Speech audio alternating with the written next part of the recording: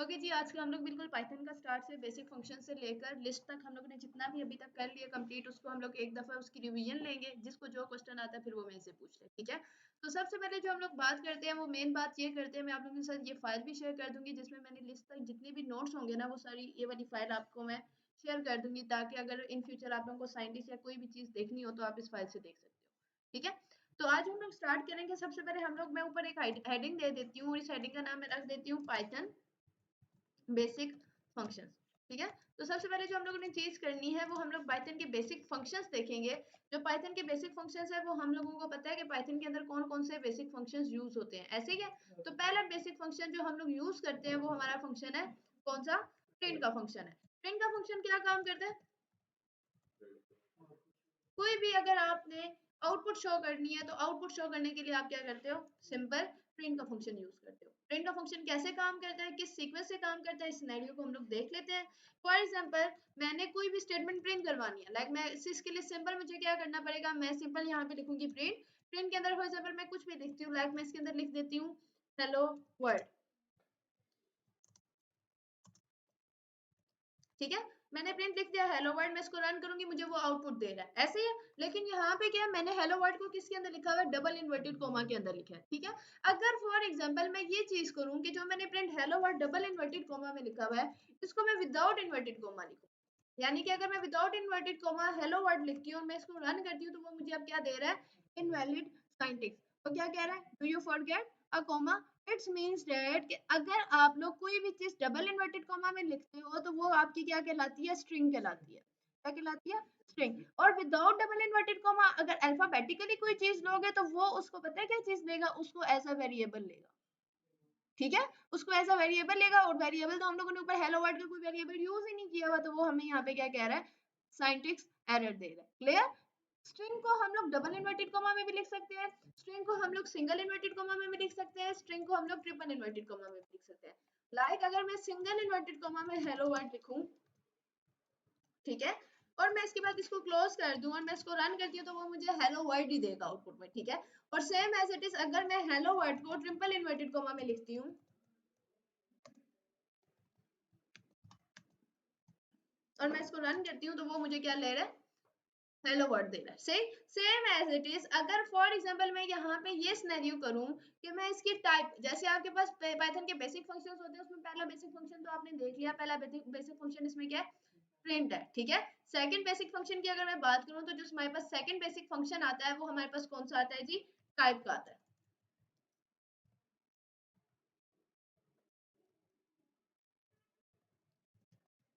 ठीक है। टाइप का क्या मतलब है, टाइप का मतलब ये है कि पाइथन के अंदर अगर मैं पाइथन की बात करूं तो पाइथन के अंदर आपके पास 7 बिल्ट इन डेटा टाइप्स है। कितनी डेटा टाइप्स है पाइथन के अंदर, हम लोग बात करें तो Python have 7 built in data types,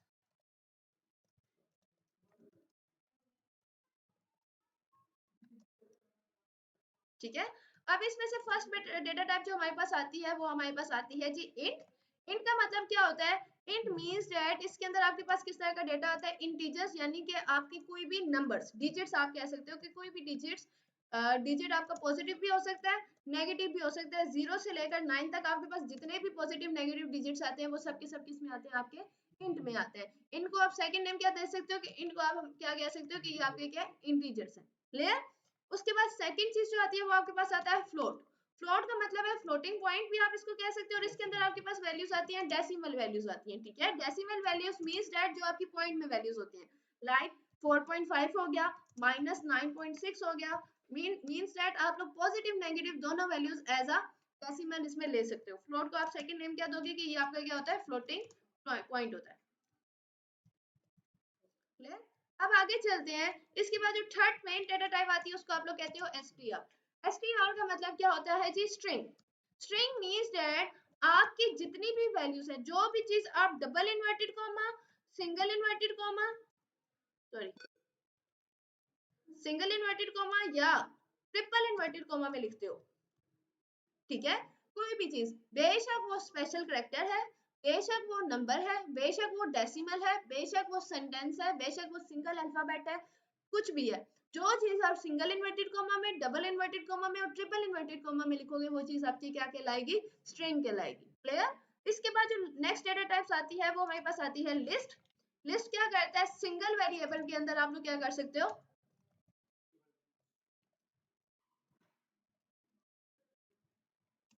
variable store multiple data types value. ठीक है,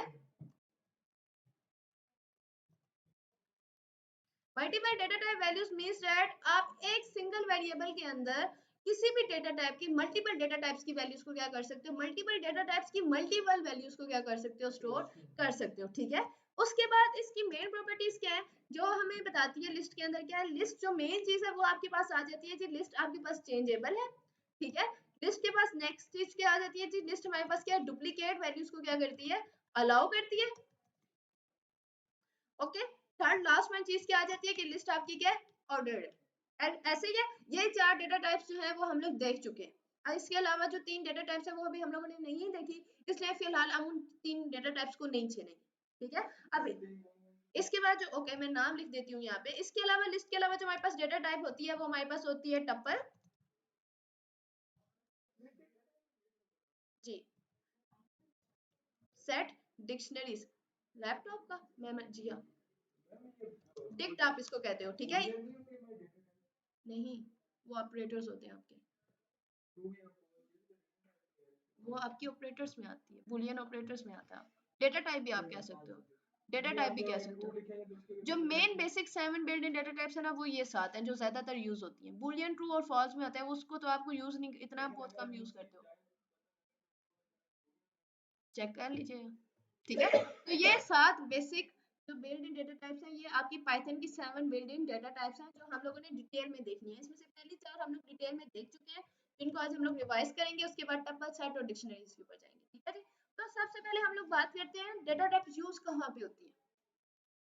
अब जैसे मैंने यहाँ पे ये स्टेटमेंट लिखी है ना, प्रिंट हेलो वर्ल्ड, अगर फॉर एग्जांपल मैं इस प्रिंट हेलो वर्ल्ड की टाइप चेक करना चाहती हूँ, तो मैं क्या करूंगी, प्रिंट, प्रिंट के अंदर मैं लिखूंगी टाइप, टाइप के अंदर मैं क्या लिख दूंगी, इन्वर्टेड कॉमा में हेलो वर्ल्ड। ठीक है, अब मैं इसको रन करती हूँ तो वो मुझे इसकी टाइप क्या बता रहा है जी, इसकी टाइप है स्ट्रिंग। समझ आ गई। अच्छा, अब फॉर एग्जांपल ये तो मुझे समझ आ गई डेटा टाइप आप कैसे चेक करते हो। ठीक है, लेकिन फॉर एग्जांपल जैसे अब ये हेलो वर्ल्ड है, हमें पता है हम लोग जो भी वेरिएबल डेटा लिखते हैं, हम लोग यहाँ पे लिखते हैं, वो जाके क्या हो जाता है, कहीं ना कहीं पे जाके स्टोर हो जाता है, हमारी मेमोरी में स्टोर हो जाता है। फॉर एग्जांपल ये मैंने लिखा हेलो वर्ल्ड, तो ऑफ कोर्स ये मेरी मेमोरी में जाके कहीं ना कहीं स्टोर हो गया। अब मुझे अगर इसी हेलो वर्ल्ड को दोबारा यूज करना है तो मैं क्या करूंगी, उसके लिए हम क्या बनाएंगे, वेरिएबल्स बनाएंगे। वेरिएबल्स हम लोग क्यों बनाते हैं, किसी भी डेटा के एड्रेस के लिए आप क्या करते हो, वेरिएबल्स बनाते हो। ऐसे ही है ना, आपने किसी भी डेटा को कोई एक प्रॉपर उसकी लोकेशन के लिए आप क्या करते हो, वो लोकेशन आपकी क्या होती है, वेरिएबल्स होते हैं जो आपको उस जगह पे लेके चलते हैं। ठीक है, अब वेरिएबल्स के हम लोगों ने कुछ रूल्स देखे थे, हम उन रूल्स को एक दफा फिर डिफाइन कर लेते हैं कि वेरिएबल्स के बेसिक रूल्स कौन कौन से हैं। आप इनको ये भी कह सकते हो rules of naming variables.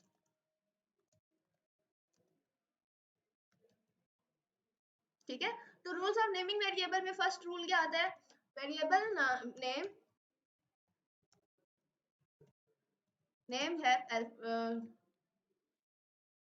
only have alphabets, digits and special character आपका कौन सा है, and only underscore as a special character, ऐसे ही है।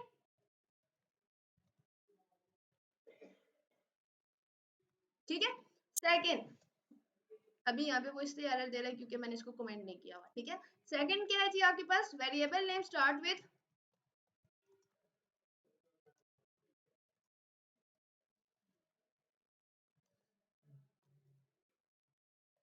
अल्फाबेट्स और अंडरस्कोर। ठीक है, आपके वेरिएबल का नाम या तो अल्फाबेट से स्टार्ट हो सकता है या तो किससे स्टार्ट हो सकता है, ठीक है, अंडरस्कोर से स्टार्ट हो सकता है। इसके अलावा अगर आप स्टार्टिंग में डिजिट लेके आते हो तो वो आपको क्या देगा, एरर देगा। ठीक है, अब हम लोग इसको एक दफा चेक कर लेते हैं कि हम लोग कौन कौन से हमारे वेरिएबल्स के नेम बन सकते हैं। लाइक फॉर एग्जांपल मैं यहाँ पे लिखती हूँ अंडरस्कोर सिटी, और मैं अंडरस्कोर सिटी के अंदर कोई भी वैल्यू फॉर एग्जांपल रावलपिंडी ही डाल देती हूँ। ठीक है, डाल दिया मैंने। अब मैं इसको प्रिंट भी करना चाहती हूँ, मैं अगर इसको प्रिंट करना चाहूँ, अगर मैं यहाँ पे सिंपल करूँ प्रिंट अंडरस्कोर सिटी, आपको याद रखिएगा वेरिएबल नेम आप लोग कभी भी इन्वर्टेड कॉमर्स में नहीं लिखते। ठीक है, कंट्रोल इंटर, तो वो उसने मुझे रावलपिंडी प्रिंट करके दे दिया। इट्स मींस दैट ये जो सेकंड रूल है कि अल्फाबेट का नेम, वेरिएबल का नेम अंडरस्कोर से स्टार्ट होना चाहिए या अल्फाबेट से स्टार्ट होना चाहिए, तो इसमें एक चीज तो ट्रू होगी कि अगर हम अंडरस्कोर से स्टार्ट कर रहे हैं तो हमें कोई इशू नहीं दे रहा। अगर मैं यहाँ से अंडरस्कोर रिमूव कर देती हूँ और यहाँ से भी मैं अंडरस्कोर रिमूव कर देती हूँ, अब मैं इसको रन करती हूँ तो फिर भी वो मुझे दे रहा है। अच्छा, अब अगर फॉर एग्जाम्पल मैं स्टार्टिंग में कोई डिजिट दे देती हूँ, फॉर एग्जाम्पल मैंने यहाँ पे 9 दे रही है और यहाँ पे भी मैं 9 दे रही हूँ, तो अब वो मुझे क्या कह रहा है, एरर दे invalid decimal raters. It's means that जो हमारा सेकंड रूल है वो इधर फॉलो हो रहा है, और सेकंड रूल हमारा क्या है कि आपके वेरिएबल का नाम क्या होना चाहिए, स्टार्ट विद अल्फाबेट होना चाहिए या किससे होना चाहिए, अंडरस्कोर से स्टार्ट होना चाहिए। ठीक है जी, ओके। अब फॉर एग्जांपल यहाँ पे मैंने फर्स्ट वाले रूल को अगर मैं देखूं, अगर मैं यहाँ पे सिटी है, सिटी के बाद यहाँ पे अंडरस्कोर लगा दूं और साथ में 9 लिख दूं, ठीक है, सेम एज इट इज मैं यहाँ पे भी ये चीज करूँ, सिटी, बल्कि इसको मैं यहाँ से अंडरस्कोर 9 टी वाई क्लोज, तो अब वो मुझे प्रिंट करके दे रहा है। इट्स मींस दैट आप अंडरस्कोर और डिजिट कहीं पे, डिजिट आप कहीं पे भी यूज कर सकते हो, बस आप स्टार्टिंग पे नहीं यूज कर सकते। अगर मैं एंड पे यूज करना चाहूँ तो मैं एंड पे भी यूज कर सकती हूँ। अगर मैं यहाँ पे सिंपल CT9 लिख दूं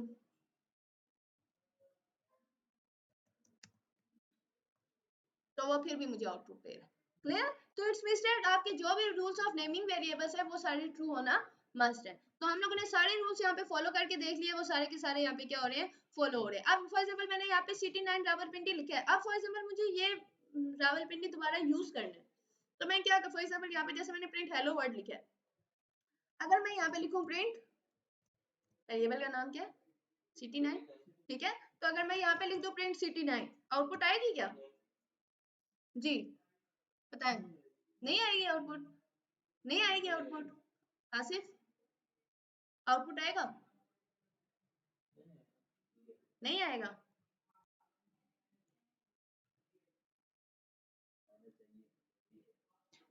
आपको क्या मैंने कहा, आप जो भी यहाँ पे इस पे लिख रहे हो वो सारा आपके एक मेमोरी में स्टोर हो रहा है, तो बेशक, लेकिन अब वो एक दफा हमने वेरिएबल बना तो दिया ना, स्टोर तो हो गया। अब अलमारी के अंदर पुराने कपड़े पड़े हुए हैं, ठीक है, नए कपड़े भी पड़े हुए हैं, तो ऑफ कोर्स अगर पुराने वाले खोलोगे तो नए कपड़े तुम्हें उसमें दिखेंगे नहीं, तो कोई बात नहीं, मेमोरी तो एक ही है ना। चीनी वाली एग्जांपल ले लो यार, चीनी का जो जार होता है उसमें पुरानी चीनी पड़ी हुई होती है, उसके ऊपर अगर न्यू चीनी डालते हो यूज कर सकते हैं, मेमोरी में है ना। लाइब्रेरी में आप लोग देख लो पुरानी बुक्स, न्यू बुक्स, अगर न्यू बुक्स भी है, पुरानी बुक्स भी, अगर कोई पुरानी बुक चाहिए तो क्या आप यूज नहीं कर सकते, या न्यू बुक चाहिए तो यूज कर सकते हो ना। सेम एज इट इज आपकी मेमोरी में जितना भी डेटा वो स्टोर हो रहा है, ठीक है, वो बेशक ऊपर जाके वो डिफाइंड है या नीचे डिफाइंड हो रहा है, लेकिन वो जाके स्टोर हो रहा है, आप उसे कहीं पे भी दोबारा यूज कर सकते हो। ओके, फॉर एग्जांपल यहाँ से मैंने प्रिंट CT9 किया ना, ठीक है, अब मैं एक और ले रही हूँ वहां पे, सॉरी यहाँ पे नहीं,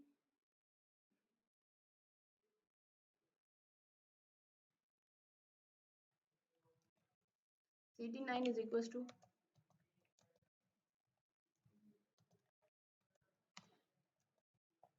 ठीक है, उसने मुझे लाहौर दे रही है। अब मैं अगर इसको जाके दोबारा रन करती हूँ तो अब वो मुझे लाहौर देगा। अब बताती हूँ, फॉर एग्जांपल आपने एक वेरिएबल बनाया, उसके अंदर एक वैल्यू वैल्यू पड़ी हुई थी, अब उसकी जगह ये जैसे हम लोग ओवर राइट कहते हैं ना, वो पहले वाली वैल्यू को ओवर राइट कर रहा है, नहीं है, पहली वाली वैल्यू वैल्यू को वो खत्म कर देगा, उसकी जगह न्यू वैल्यू ले आएगा। हाँ जी, ठीक है, वो वाला आप लोगों ने कॉन्सेप्ट पढ़ा है, लास्ट इन फर्स्ट आउट। एक होता है फर्स्ट इन फर्स्ट आउट, जो पहले आता है वो पहले आउट होता है, और एक सेकंड रूल आपका होता है लास्ट इन लास्ट आउट, जो लास्ट में आता है वो आखिर में आउट होता है, ठीक है, last in first out, last in last out होता है, लास्ट इन फर्स्ट आउट। चले आगे चलते हैं। अब हम लोग इसके बाद हम लोग मेथड्स ऑफ वेरिएबल्स देख लेते हैं। देयर टू मेथड्स, वेरिएबल्स तो देख लिए, रूल्स ऑफ नेमिंग वेरिएबल्स देख लिए, वेरिएबल्स कैसे बनाते हैं ये भी देख लिया। अब नेक्स्ट चीज हम लोगों ने जो देखनी है वो देखनी ये है कि हम लोग वेरिएबल्स के हमारे पास कौन कौन से मेथड्स होते हैं। तो हमारे पास टू मेथड्स ऑफ वेरिएबल्स होते हैं हमारे पास, ठीक है जी। फर्स्ट मेथड आपके पास कौन सा होता है, कौन बताएगा? हम्म, बिल्कुल, एक आपके पास होता है वेरिएबल इनिशियलाइजेशन, और सेकंड वन आपके पास होता है जी वेरिएबल डिक्लेरेशन। वेरिएबल डिक्लेरेशन क्या होती है और वेरिएबल डिक्लेरेशन क्या होती है?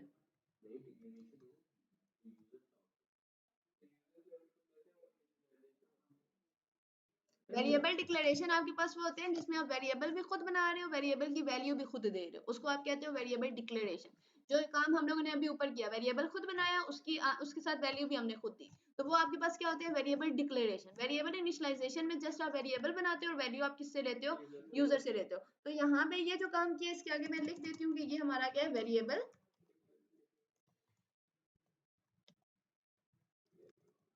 ठीक है, इसके अंदर हम क्या कर रहे हैं? अपने वेरिएबल्स को डिक्लेयर कर रहे हैं। तो सारा कमेंट कर रहे हैं।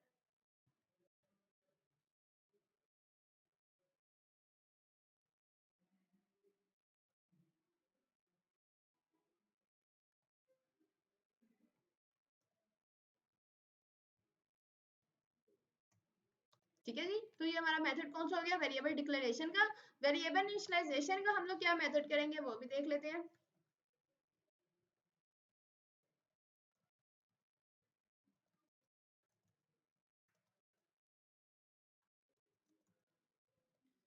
तो वेरिएबल इनिशियलाइजेशन, फॉर एग्जांपल मैं यहाँ पे एक वेरिएबल बना देती हूँ एज का। ठीक है, मैंने एक वेरिएबल बनाया एज, इसके बाद मैंने इसकी वैल्यू यूजर से लेनी है, तो यूजर से वैल्यू लेने के लिए जो हम बेसिक फंक्शन यूज करते हैं वो हम कौन सा यूज करते हैं? इनपुट का बेसिक फंक्शन यूज करते हैं। इसके अंदर फॉर एग्जांपल मैं ये लिखती हूँ इंटर योर एज। ठीक है, और उसके बाद ये लिख देती हूँ प्रिंट एज। ठीक है, कंट्रोल इंटर। हाँ, अभी तो सिर्फ प्रिंट करवा रहे हैं, तो जो जब कैलकुलेट करते हैं तब जरूरत पड़ती है। ठीक है, फॉर एग्जाम्पल यहाँ पे मैं डाल देती हूँ 24, उसने मुझे 24 दे दिया। ठीक है, अगर फॉर एग्जाम्पल मैं ये जो इनपुट के अंदर मैंने ये सारा का सारा डेटा लिखा है इसको मैं नहीं लिखती, ठीक है, सिर्फ ऐसे ही एम्प्टी ब्रैकेट छोड़ देती हूँ, तो वो मैं इसे फिर भी लेगा 24 में डालूंगी तो वो मुझे आउटपुट में 24 दे रहा है। नहीं, वो तो एक अलग चीज है, उसको मैं आगे लेके चल रही हूँ, बता रही हूँ मैं। ठीक है, तो अभी फिलहाल मैं इसको कंट्रोल Z रहने देती हूँ और इसके अंदर मैं यहाँ पे डेटा लिखती हूँ जिसको मैंने लिखा इंटर योर एज। अच्छा, अब देखो मैंने यहाँ पे यूजर से एज ली ना, मैंने उसको एज दी, उसने मुझे प्रिंट करके दे दी ये आपकी एज है। अगर फॉर एग्जांपल अब मैं इस एज की डेटा टाइप चेक करना चाह रही हूँ, ऐसे ही है, तो मैं इस एज के अंदर अगर मैं ये करूँ type small bracket open and small bracket close, अब मैं इसकी टाइप चेक करूँ ना, तो मैं यहाँ पे 24 दे रही हूँ, तो वो मुझे टाइप क्या दे रहा है? स्ट्रिंग दे रहा है, लेकिन उसे स्ट्रिंग तो नहीं देनी चाहिए क्योंकि तो हम इंटीजर डाल रहे हैं। याद रखिएगा जब आप इनपुट यूज करते हैं तो वो बाय डिफॉल्ट उसकी जितनी भी जो भी आप वैल्यू डालोगे बाय डिफॉल्ट उसकी डेटा टाइप जो होगी वो स्ट्रिंग होगी। क्लियर? बाय डिफॉल्ट आपकी जो भी डेटा टाइप होगी वो क्या होगी? स्ट्रिंग होगी। सेम एज इट इज तभी हम लोग जब भी कोई कैलकुलेशन से रिलेटेड काम करते हैं, यानी कि फॉर एग्जांपल मैं दो नंबर्स को आपस में सम करती हूँ, मैंने num1 लिया। ठीक है, num1 में मैं ले लेती हूँ इनपुट, इसके अंदर मैं लिख देती हूँ inter your number, inter your first number. ठीक है, सेम एज इट इज मैं यहाँ पे क्या कर देती हूँ, एक और वेरिएबल ले लेती हूँ num2 और इसके अंदर मैं लिख देती हूँ इनपुट और इसके अंदर मैं लिख देती हूँ इंटर योर सेकंड नंबर। ठीक है, और अगर मैं नीचे अब इनको प्रिंट सम कर देती हूँ तो प्रिंट में क्या करूंगी? प्रिंट num1 प्लस num2, ऐसे ही है ना? अब देखना मैं इसको रन कर रही हूँ, वो मेरे से वैल्यू ले रहा है, मैंने डाला 2 डाल दिया, सेकंड में मैं 3 डाल देती हूँ, अब वो मुझे 23 दे रहा है। ताकि उसे 23 तो नहीं देना चाहिए, उसको क्या देना चाहिए? 5 देना चाहिए। इट्स मींस दैट आप बाय डिफॉल्ट कोई भी वैल्यू लोगे वो उसको किस में आउटपुट देगा? आपको स्ट्रिंग में आउटपुट देगा। स्ट्रिंग तो आपस में सम नहीं होती ना, तो इसके लिए इस सिनेरियो के लिए आप जो चीज करते हो उसको आप लोग कहते हो टाइप कास्टिंग। क्या कहते हो? टाइप कास्टिंग का मतलब होता है टाइप चेंज करना। ठीक है, इसके ऊपर अगर मैं यहाँ पे अगर मैं लिख भी दूं कमेंट में,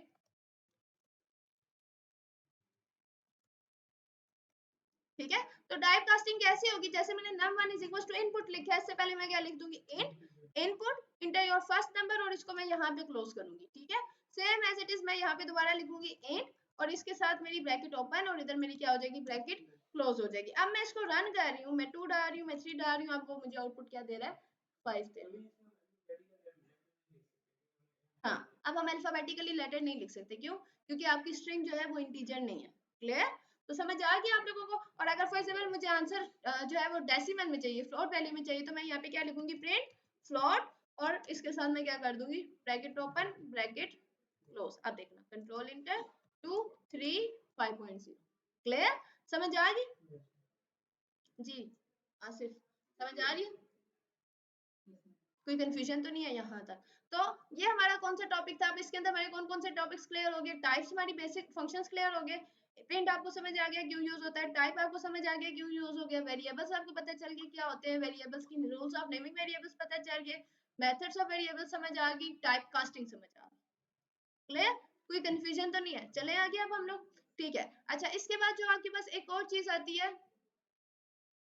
उसको आप लोग कहते हो, मैं यहाँ पे एक चीज मिस कर रही हूँ, आपके पास एक और फंक्शन होता है जिसको आप लोग कहते हो लेंथ फंक्शन। ठीक है, वो ज्यादातर हम लोग स्ट्रिंग के अंदर यूज करते हैं। लाइक फॉर एग्जांपल मैं यहाँ पे कोई वेरिएबल ले रही हूँ, फॉर एग्जांपल मैं यहाँ पे लिख रही हूँ ए वेरिएबल ले रही हूँ मैं, ठीक है, और इसके अंदर मैं सिंपल लिख देती हूँ आई लव पाकिस्तान। ठीक है, मैंने लिख दिया। अब मैं सिंपल प्रिंट ले रही हूँ, प्रिंट के अंदर मैं len आपका फंक्शन होता है और उसके अंदर मैं क्या लिख रही हूँ ए। मैं इसको रन कर रही हूँ तो वो मुझे दे रहा है 15। 15 क्यों दे रहा है? गिनो, ये 15 बन रहे हैं, गिनो ना, स्पेस के अलावा गिनो, 15 बन रहे हैं। तो इट्स मींस दैट वो स्पेस को बीच में क्या कर रहा है, इंक्लूड काउंट कर रहा है। ठीक है, स्पेस काउंट करके उसने हमें क्या बताया कि आपके पास क्या आ रही है, 15 आ रही है। और अगर इसी स्ट्रिंग में से मुझे स्पेसिफिकली कोई नंबर लेना है, कोई कैरेक्टर लेना है, तो मैं कैसे लूंगी? मैंने जहाँ पे लेंथ प्रिंट ए लिखा था ना, इसके साथ मैं स्क्वायर ब्रैकेट लूंगी और मैं यहाँ पे फॉर एग्जांपल इंडेक्स 4 दे देती हूँ। अब मैं इसको रन कर रही हूँ तो वो मुझे बता रहा है कि आपका जो 4 इंडेक्स है उस पर क्या वैल्यू पड़ी हुई है, और इंडेक्स आपके स्टार्ट किससे होते हैं?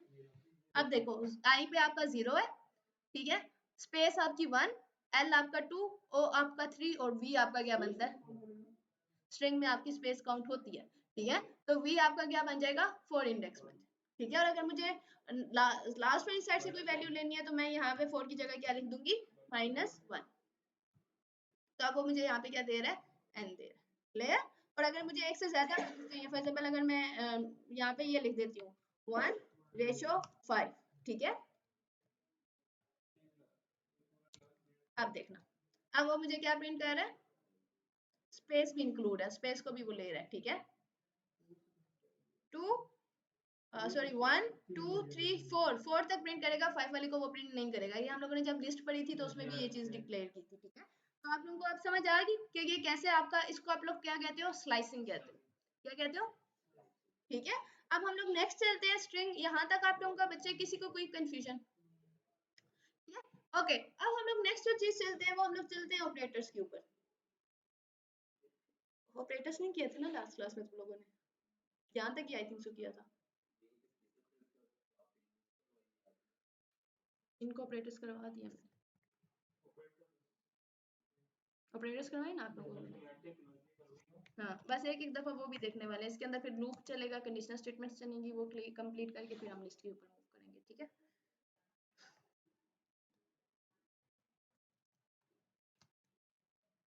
What happened? ज्यादा फ्लो में जा रहा है? ये तो पढ़ा हुआ था, फ्लो में चल रही हूँ मैं तो।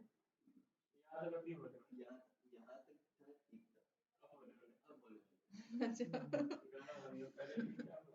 अच्छा, अब हम लोग ऑपरेटर्स देख रहे हैं। तो ऑपरेटर्स हमारे पास जिस जिस टाइप के ऑपरेटर्स होते हैं हम देख लेते हैं। तो फर्स्ट ऑपरेटर हमारे पास होता है जी कौन सा? Arithmetic operator. फिर आपके पास होता है असाइनमेंट ऑपरेटर। फिर आपके पास होता है कंपैरिजन ऑपरेटर।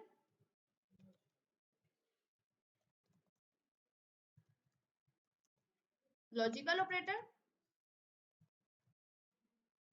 आई थिंक आपने यही 4 पढ़े हुए हैं, आइडेंटिटी और मेंबरशिप आपने नहीं पढ़ा अभी। Logical operator, membership operator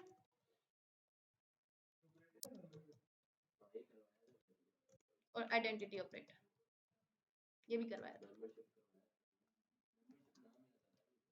identity भी करवाया।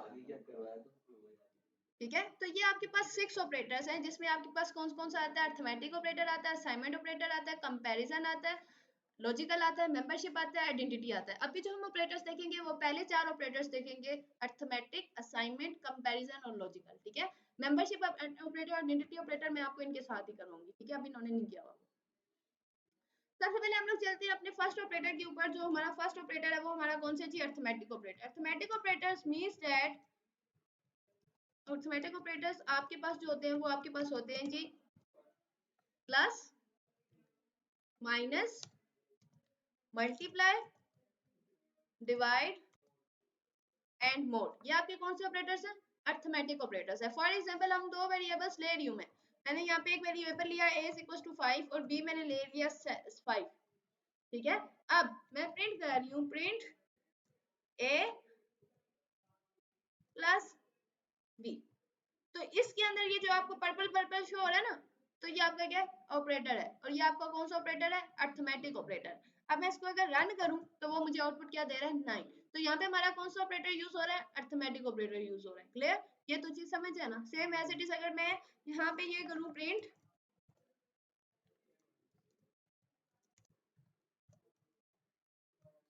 तो वो अब मुझे क्या दे रहा है? -1 दे रहा है। तो यहाँ पे हम क्या, ये सेकंड अर्थमेटिक ऑपरेटर हमने यूज करके देख लिया। उसके बाद हमारे पास थर्ड अर्थमेटिक ऑपरेटर आता है स्टैटिक। स्टैटिक को आप लोग मल्टीप्लाई भी कहते हो। प्रिंट ए स्टैटिक बी, तो अब ये मुझे क्या दे रहा है? यहाँ पे मल्टीप्लाई करके दे रहा है, ठीक है। अब सेम एज इट इज अगर मैंने डिवाइड करना है तो डिवाइड करने के लिए मैं क्या यूज करूंगी? Print A divided by B. तो यहाँ वो मुझे डिवाइड करके दे रहा है आंसर। और अगर मैंने मोड लेना है तो वो मुझे मोड लेके देगा, प्रिंट ए मोड बी, ठीक है। अच्छा, डिवाइड में आपके पास क्या आंसर आता है? जो ऊपर आपका क्वेश्चन आता है वो आपके डिवाइड में आता है, रिमाइंडर आपका किस में आता है? मोड के अंदर आता है, ठीक है। तो ये हम लोगों ने अभी कौन सा ऑपरेटर देखा? Arithmetic operator. यहां तक कोई कंफ्यूजन लड़के? ओके, नेक्स्ट अब हम लोग चलते हैं असाइनमेंट ऑपरेटर के ऊपर। तो असाइनमेंट ऑपरेटर का मतलब होता है वैल्यूज को असाइन करना।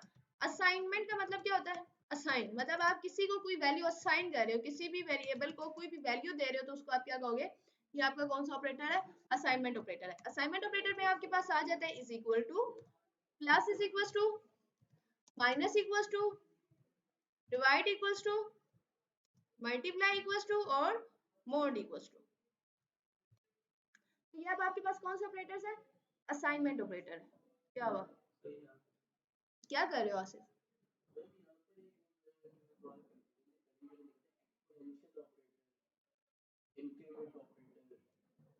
वो इधर आ रहे हैं, इंक्रीमेंट डिक्रीमेंट, ये आपके पास plus is equal to, minus is equal to. मैं बताती हूँ उसको इंक्रीमेंट ऑपरेटर्स क्यों कहते हैं, ठीक है। तो जैसे अब ये असाइनमेंट ऑपरेटर्स है, असाइनमेंट ऑपरेटर पे फॉर एग्जांपल मैं यहाँ पे ये लिख रही हूँ a प्लस, मैंने for example a is equal to लिख दिया 5। क्लियर? अब अगर मैं ये चीज कर रही हूँ a इज इक्वल टू 5, तो समझ आ गया ना कि हमने a को क्या वैल्यू की है? 5 असाइन किया। अब अगर मैं यहाँ पे प्लस इज इक्वल टू 5 कर रही हूँ, ठीक है, और फिर मैं प्रिंट कर रही हूँ प्रिंट a, अब मेरे पास क्या आंसर आना चाहिए? 10। क्यों? a plus is equal to का मतलब होता है आपका इंक्रीमेंट ऑपरेटर। इंक्रीमेंट का ऑपरेटर का मतलब होता है जब आप एक वेरिएबल मतलब वैल्यू ऐड कर रहे हो, उसके अंदर कुछ प्लस कर रहे हो, तो उसको आप इंक्रीमेंट कहते हो, ठीक है। तो अब देखो a इज इक्वल टू 5 था। अब सेकंड चीज हमारे पास क्या है? a plus is equal to 5। ये काम कैसे करेगा? ये आपके पास काम ऐसे करेगा, a is equal to a plus 5। तो ये जो a plus is equal to 5 है, ये आपके पास कैसे काम कर रहा है? a is equal to a plus 5, ठीक है। तो इसको आप लोग क्या कहोगे? ये आपका कौन सा ऑपरेटर है? इंक्रीमेंट ऑपरेटर है। क्लियर? अब अगर मैं ये चीज करती हूँ a minus is equal to 5, ठीक है, और मैं यहाँ पे कर देती हूँ प्रिंट a, तो अब वो मुझे क्या आउटपुट दे रहा है? ओके, अब वो मुझे 5 इसलिए दे रहा है क्योंकि अब यहाँ पे हमारे पास 10 आ गया ना, प्लस भी तो किया ना हम लोगों ने। तो अब वो इस वाली वैल्यू को नहीं लेगा। अब जो हम लोगों ने सम करने के, इंक्रीमेंट करने के बाद जो वैल्यू आई है उसमें से माइनस कर रहा है 5, ठीक है। तो अब ये यहाँ पे हमें क्या आउटपुट दे रहा है? 5 दे रहा है। तो इसको आप क्या कहोगे? माइनस इज इक्वल टू को आप क्या कहते हो? Decrement operator. क्लियर? और ये जो आपके पास multiply equal to, mod equal to, divide equal to, इसको आप एक्सपोनेंशियल ऑपरेटर्स कहते हो, ठीक है। नेक्स्ट अगर हम लोग ये करें a static is equal to 5, तो अब हमें क्या आंसर आएगा? 25। क्लियर? और अगर मैं ये करूं a divided is equal to 5, 5.0, ठीक है। और अगर मैं ये करूं a मोड इक्वल टू 5,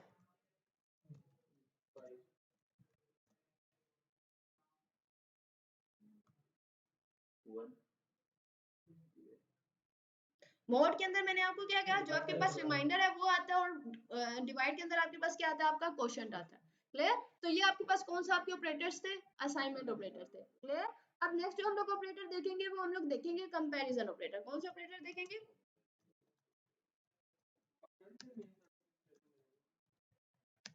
ठीक है, तो कंपैरिजन ऑपरेटर में आपके पास आता है जी equal equal to, less than equal to,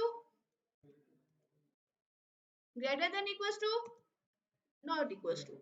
ठीक है, तो ये आपके पास कौन से ऑपरेटर्स हैं, आपके कंपैरिजन ऑपरेटर है। कंपैरिजन का मतलब ये होता है कि आप दो चीजों को, दो वैल्यूज को, दो डेटास को आपस में क्या कर रहे हो, कंपेयर कर रहे हो। याद रखिएगा, असाइनमेंट ऑपरेटर का मतलब ये होता है कि आप किसी वेरिएबल को कोई वैल्यू असाइन कर रहे हो, कोई वैल्यू दे रहे हो। और कंपैरिजन का मतलब होता है कि आप दो वेरिएबल्स को या दो वैल्यूज को आपस में क्या कर रहे हो, कंपेयर कर रहे हो। तो सेम एज इट इज अगर मैं यहाँ पे करती हूँ, इसका आंसर आपका बूलियन में आता है, ट्रू और फॉल्स में आंसर आता है इसका।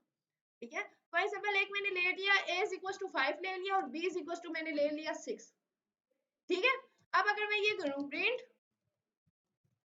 a equal equal to b, ठीक है, तो वो मुझे आउटपुट में अब क्या देगा, फॉल्स देगा। ठीक है, और अगर मैं यहाँ पे ये करूं print a less than equal to b, तो अब वो मुझे क्या देगा, ट्रू। क्यों? a आपका b से छोटा है। क्लियर? अब मैं यहाँ पे ये करूं print a greater than equal to b, तो अब वो मुझे क्या देगा, फॉल्स। और अगर मैं ये करूं print a not equal to b, तो वो अब मुझे क्या आउटपुट देगा, ट्रू। तो ये आपके पास कौन से ऑपरेटर्स होते हैं, आपके कंपैरिजन ऑपरेटर्स होते हैं। क्लियर? कंपैरिजन ऑपरेटर के बाद इसके अंदर आप कंडीशनल स्टेटमेंट्स भी यूज कर सकते हो। ठीक है, इफ कंडीशन लगा सकते हो, एल्स की कंडीशन लगा सकते हो, वो मैं आपको बताती हूँ क्या होती है। कंपैरिजन ऑपरेटर समझ आ गया, असाइनमेंट ऑपरेटर पता चल गया, अरिथमेटिक ऑपरेटर समझ आ गया। अब जो नेक्स्ट ऑपरेटर हम लोग देखेंगे वो ऑपरेटर आपका आता है जी लॉजिकल ऑपरेटर। कौन सा ऑपरेटर आता है?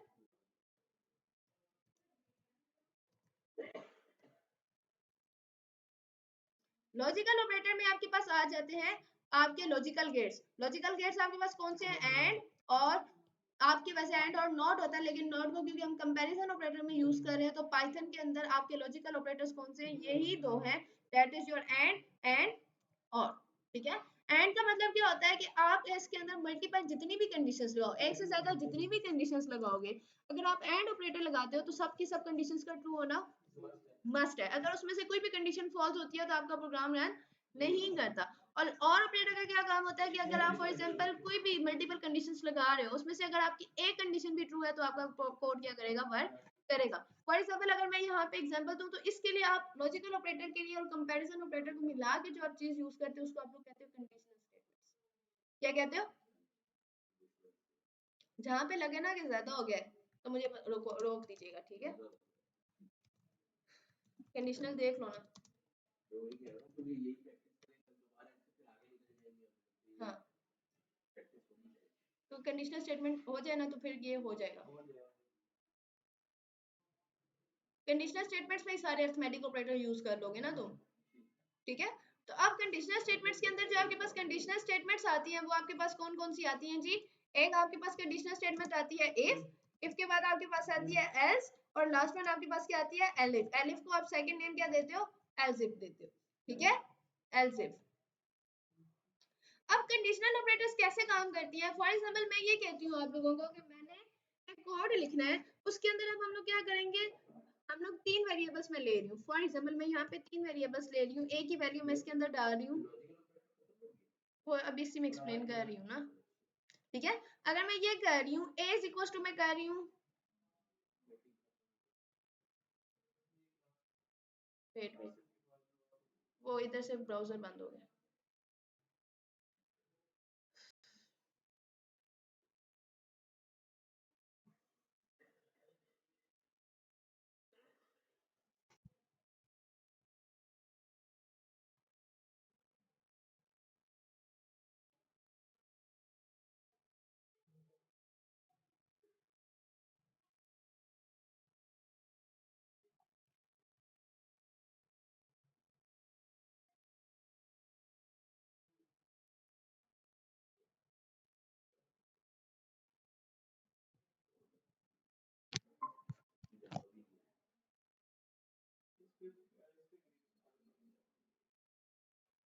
स्क्रीन शेयर हो रही है अब आप लोगों के साथ?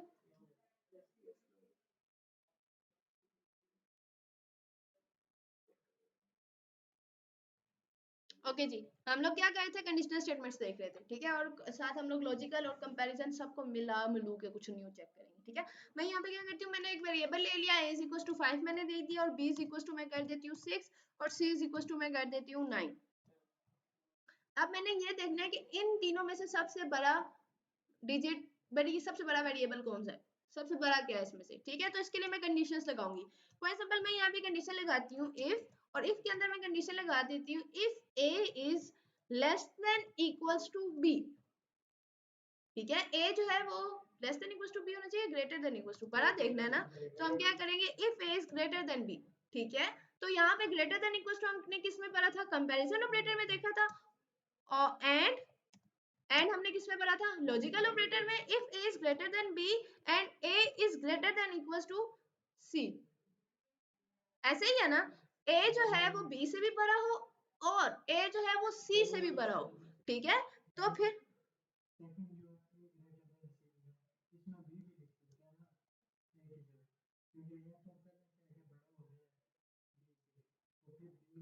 मैं बताती हूँ, वेट अवर, ठीक है। अभी जैसे मैंने किया a is greater than b and a is greater then c, अभी मैंने जस्ट ये टू कंडीशंस लगाई हैं, ठीक है। अब इसके अंदर मैं सिंपल ये लिखूंगी, print a is the greatest number,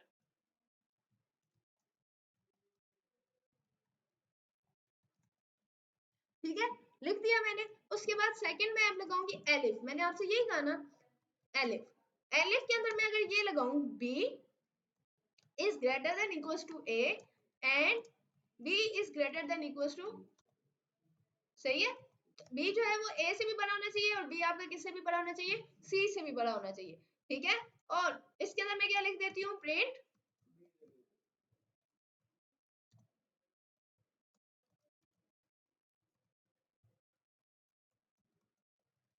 अब सी के लिए अगर इन दोनों में से कोई कंडीशन ट्रू नहीं है, तो मुझे सी के लिए तो कंडीशन लगाने की जरूरत ही नहीं है। इसके लिए सिंपल मैं क्या डालूंगी, एल्स। एल्स के अंदर याद रखिएगा, एल्स के पार्ट के अंदर आपकी कंडीशन नहीं लगती, ठीक है। तो इसके अंदर मैं सिंपल लिख दूंगी प्रिंट,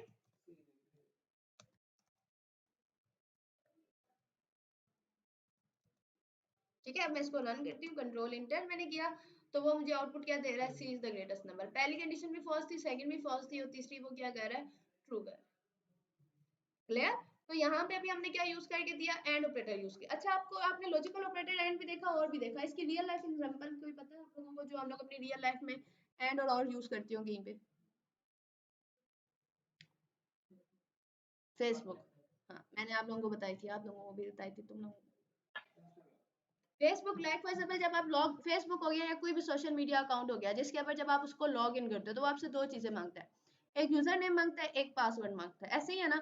अगर आप दोनों चीजें, यूजर नेम डाल रहे हो और पासवर्ड नहीं डाले, क्या वो लॉग इन हो जाता है, नहीं होता ना। तो अगर फॉर एग्जांपल पासवर्ड डाल रहे हो, यूजर नेम डाल रहे हो, तो वो पासवर्ड और यूजर नेम दोनों डाल रहे हो, और अगर उनमें से कोई एक चीज भी गलत है, तो तब भी लॉग इन नहीं होता। तो इट्स मींस दैट आपका वहां पे क्या ऑपरेटर चल रहा है, एंड ऑपरेटर चल रहा है। एंड ऑपरेटर क्या करता है कि दोनों कंडीशंस ट्रू होना मस्ट है, ठीक है। तो वहां पे आप फेसबुक हो गया या कोई भी सोशल मीडिया हो गया या कोई भी जो आप लॉग इन कर रहे हो, तो उसके लिए वो चीज मस्ट है। तो वहां पे आप एंड ऑपरेटर यूज करते हैं। और ऑपरेटर की एग्जांपल ये है कि आपने देखा होगा बहुत सारे लोग आपको रिसर्च फॉर्म सेंड करते हैं, इस तरह के फॉर्म सेंड करते हैं कि यार ये फिल कर दो, वो जिनकी रिसर्चेज होती है वो फॉर्म सेंड करते हैं, उसमें कुछ चीजें ऑप्शनल होती हैं, उसके आगे या तो स्टैटिक लिखा हुआ होता है, या तो ब्रैकेट के अंदर ऑप्शनल लिखा हुआ होता है कि अगर आप लोग इसको फिल करते भी हो तो गुड, अगर नहीं करते तो कोई इशू नहीं है। तो वहां पे आपका कौन सा ऑपरेटर यूज हो रहा है, और ऑपरेटर यूज हो रहा है। तो ये अभी मैंने आपको एंड ऑपरेटर की भी, कंपैरिजन ऑपरेटर की भी, दोनों की, और साथ मैंने आपको कंडीशनल स्टेटमेंट की भी एग्जांपल बताई है, ठीक है। अब हम लोग क्या करते हैं, अब हम लोग एक और ऑपरेटर की एग्जांपल भी कर लेते हैं, फिर आज यहाँ पे एंड करते हैं। फिर मैं यहाँ पे क्या करती हूँ, एक वेरिएबल ले लेती हूँ, चार, करेक्ट, चार के नाम से मैंने एक ले लिया जी, वेरिएबल ले लिया चार। चार इज इक्वल टू मैं कर देती हूँ इनपुट, और इसके अंदर मैं लिख देती हूँ inter your character, clear. Input inter your character, user ने इंटर योर कैरेक्टर। अब इसके अंदर मैं कंडीशन लगा रही हूँ, इफ, मैंने ये देखना है कि यूजर जो भी कैरेक्टर डाला है वो वोवल है या नहीं है, ठीक है। तो मैं सिंपल क्या करूंगी, इफ चार इक्वल इक्वल टू स्मॉल है, और char equal equal to capital A, छोटा ए भी डाल सकता है, वो बड़ा ए भी डाल सकता है। तो अगर इन दोनों में से कोई डाल रहा है, तो आप यहाँ पे प्रिंट क्या कर दो, print character entered by number entered by user is verbal।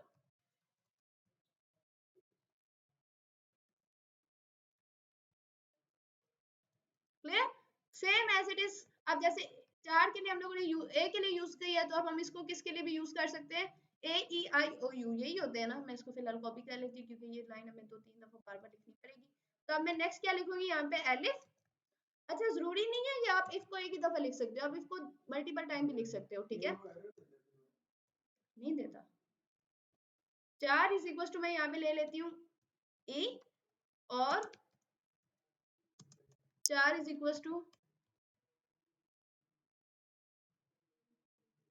Capital E, ठीक है। अगर ये ई है तो भी हमारे पास क्या है, वोवेल है, ठीक है। Same as it is elif. यार तुमने इफ देखना है, ये लो, इफ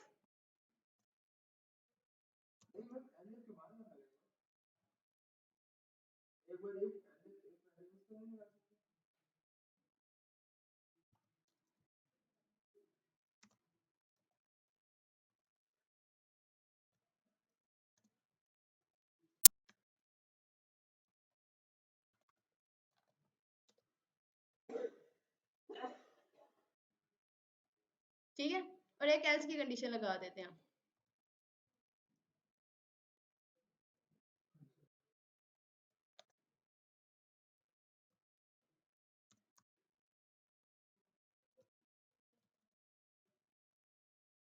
ठीक है, कंट्रोल इंटर, यूजर से नंबर डाला, फॉर एग्जाम्पल मैं इसके अंदर आई डाल रही हूँ,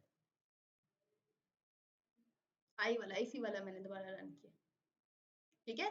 तो अब देखो मैंने स्मॉल आई डाला, उस जो आप इफ करते हो उसको आप नेस्टेड इफ कहते हो, नेस्टेड इफ के अंदर इफ, उसको आप नेस्टेड इफ कहते हो। नेस्टेड लूप भी होता है, नेस्टेड इफ भी होता है, इसलिए आप जो मेन सिंटैक्स है वो इफ है, फिर एलिफ है, फिर एल्स है। It's depend on you. वैसे जो अगर ऑप्शन प्रोफेशनली देखा जाए तो एलिफ ज्यादा यूज होता है, इफ एक ही दफा यूज होता है, एलिफ आपको मल्टीपल टाइम यूज होता है। तो ये आपके पास मैंने आपको और ऑपरेटर की भी example they the, and operator की एग्जांपल भी दे दी, लॉजिकल की भी दे दी, असाइनमेंट की भी दे दी, कंपैरिजन की भी दे दी। क्लियर, यहाँ तक किसी बच्चे को कोई कंफ्यूजन? अब इसी से रिलेटेड टास्क दूंगी, वही दूंगी ना,